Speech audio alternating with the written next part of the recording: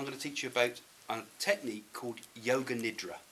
Right, now this is an Eastern technique. It's used in yoga, as the word suggests. Yoga means union, and Nidra means sleep.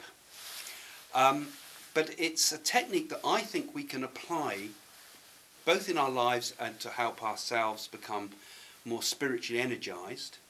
And it's a technique that will help you with meditation. And it's a technique that I'll explain in a moment how it can help you with mediumship as well. Because I think it's particularly good for the type of consciousness we've got to get to when we do mediumistic work. Now, Yoga Nidra is part of a system called Nyasa, which means literally to place the awareness, right?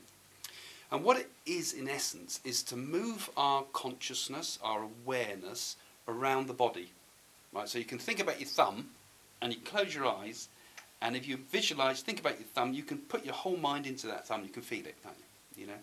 So we're going to do that round the body.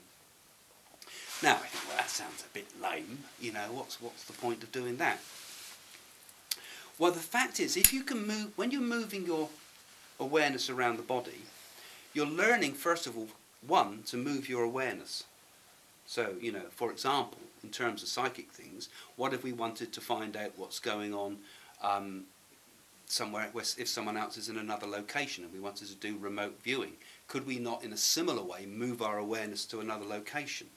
Could we not shift our awareness to be able to connect with the spirit world, or to connect with a person over there when we connect psychically?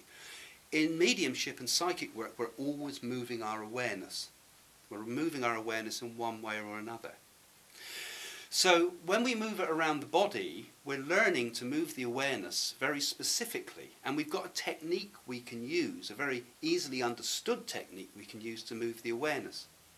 And actually there's something very interesting happening in the brain at the same time too, because as we're moving our awareness around the body, different parts of the mind are responding to those different parts of the body. So you're actually going a circuit around the brain at the same time. So on one level, you're moving not around the body, you're moving around the brain. Because all our awareness of what the body is happening in the brain. So this technique, first and foremost, is very good to help you to internalize. You know, you're moving your attention from out there, where it runs around all over the place, to in here. So it's a very good technique that will help you to step into meditation states.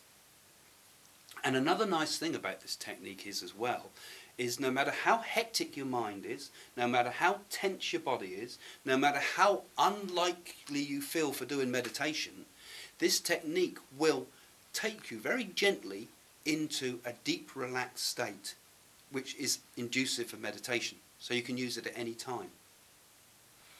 And this same technique actually can also be used when you're going to sleep. If you suffer from insomnia, it is a great one for helping you to get to sleep. Or you can use it also to remain between that waking and sleeping state as well. So you can use it to help you to go to sleep, or you can also use it to keep yourself just on the surface of awareness. So I don't know, some of you might have experienced what they call hypnagogic or hypnopopic dreaming. Just as you go to sleep, I get this sometimes, I don't get it all the time, but when it happens it's amazing. You're just at that point between waking and sleeping, and your brain sort of suddenly opens up and you're getting images and beautiful pictures, and you think, where's all this coming from? Have any of you ever had that? Yeah? It's quite common with people that are interested in psychic things to get that. You can increase that level. Some people get it just as they wake up, which is more unusual, hypnopopic dreaming, where you wake up and you get all these images flowing, you know.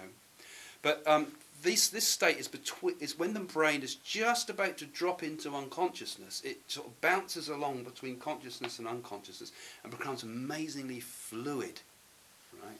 And that's what we're interested in when we're doing mediumistic meditation. Because, you know, when you listen about meditation from people and things like that, you'll get lots of different techniques, and it can get ever so confusing. In essence, most meditation uses something to concentrate with. You focus the mind with a form of what they call one-pointed concentration, so you're bringing the brain back all the time. Well, this idea of moving the attention around the body, one part at a time, is like that same concentration.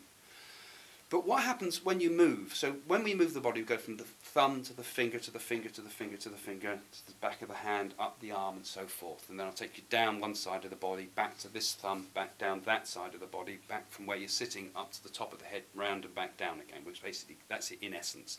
And I'll talk you through one body part at a time. You'll put all your attention on it. So when we're doing this, we put all our attention on, say, the thumb, we've got all our attention on the thumb, and then we move it, all our attention to the finger, and to the next finger, and so on. So you're actually, when you move this attention, what you're actually doing is creating enormous fluidity in your ability to look at, concentrate and let go, concentrate and let go, concentrate and let go. So when it comes to what's happening inside you, when it comes to connecting with the spirit world, you need that certain amount of fluidity of thought, so things pop up. You see, it just kind of comes to you when you do something psychic, don't you think? It pops into your head, you know? It's not something, right, I'm going to suss this out, this is so-and-so. It's no logical thinking, it just pops into your head. But at the same time, you've got to have enough attention to realise that something is popping into your head, you know? So it's this combination of focusedness and fluidity at the same time. Now, those of you who've never sat before, that would sound ever so complicated, and perhaps I've gone a bit far with it. But this yoga Nidra technique, this is why I'm saying where it's relevant to mediumship, is we can use it for, first of all, interiorising our attention, and then also it helps us to connect to what we could perhaps call the inner flow of thoughts and awareness. It'll help us to sleep. By moving the body, the thoughts through the body like this as well, it helps to break up all the negative karma in the body, all the negativity that causes illness, cancer, things like that.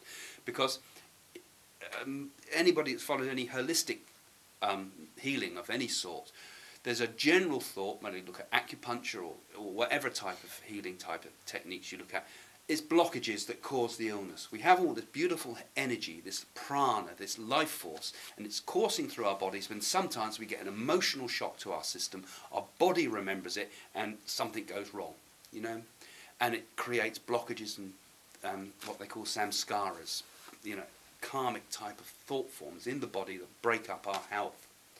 So when we learn to flow like this, to move, we are actually stimulating the life force to move. We are self-healing.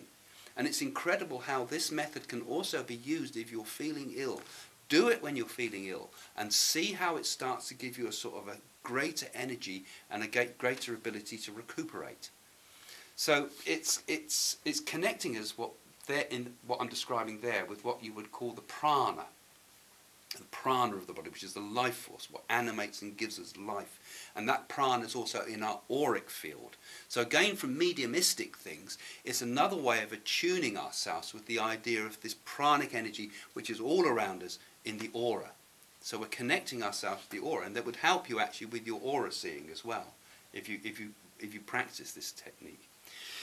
Now, from the sort of yogic philosophy idea, we have lots of different sheaths to the self. The body is one of them, the mind is another, the emotional being is another. This pranic energy is another one of these sheaths. And then above that, there's another one called the intuitive sheath, right? The Vishmanaya kosha. Now that is sort of like a intuitive knowledge that spreads everywhere. It's a bit like the idea of the Akashic record that Casey and people talked about. It's our ability to tune into a higher level of ourself. Again, by internalising ourselves, by getting into the pranic flow, which is the, you know, this life force flow that I'm talking about as we move with it. If we think of it not just moving around a physical body, but we're actually, when we're doing this technique, moving around our astral body, that brings us much closer vibrationally to that intuitive self, that Vishmanaya kosha, that thing that knows everything everywhere. So that, of course, is one of the skills that we'll be able to adapt and use with our psychic work. And my next step is to show you how to do this. Right?